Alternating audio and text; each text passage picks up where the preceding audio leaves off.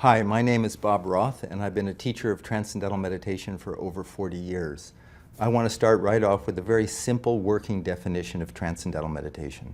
Number one, TM is a very simple technique.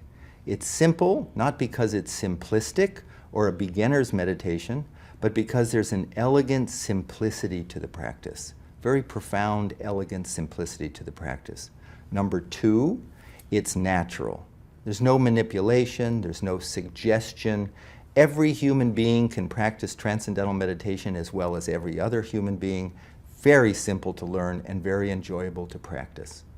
Number three, it's effortless. Effortless in contrast to many other meditation techniques which involve concentration or control of the mind, trying to clear the mind of thoughts. This is completely effortless, as we'll see in a few moments. It's practiced 20 minutes twice a day, sitting comfortably in a chair with your eyes closed. It can be done, on a train. It can be done on an airplane. It can be done in a car if someone else is driving.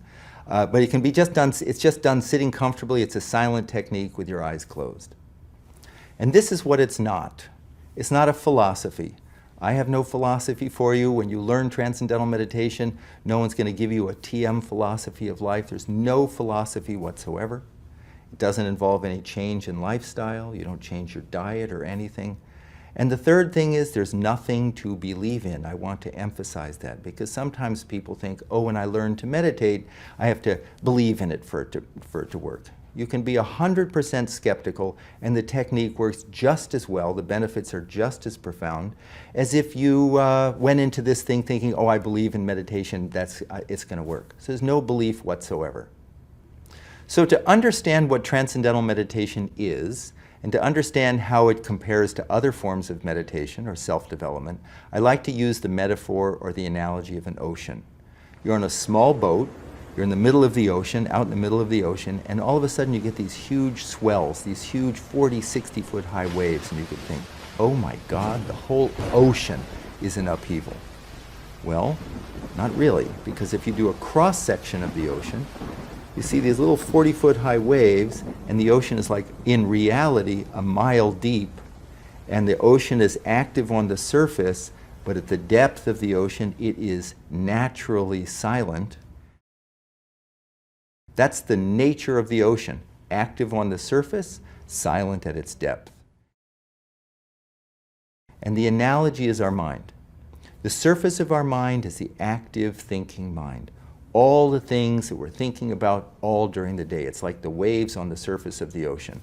I got to do this, and I got to do that, and I got to call him, and I got to call her, and I got to make a list, and I got to find the list. And I'm sure everybody's had a gotta mind at some point.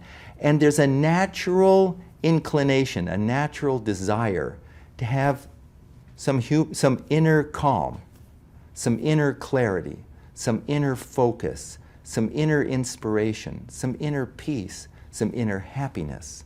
Natural. And the operative word there is inner.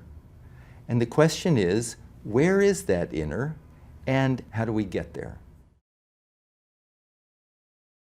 Deep within every human being, deep within all of us, is a level of the mind that is already calm, already settled, already wide awake. The ancient meditation texts use very big words. They say it's a source of our unbounded creativity, unbounded intelligence, happiness, focus, clarity. Now the big question is, how do you get there? How do you go from the active thinking gotta level of the mind to these quieter and quieter and quieter levels to that source of thought? And how do you get there effortlessly? It's there right now. We don't have to muscle it. We don't have to believe in it. We don't have to clear our mind of thoughts. That's trying to stop the waves on the surface. We're accessing a level of our mind that's already calm.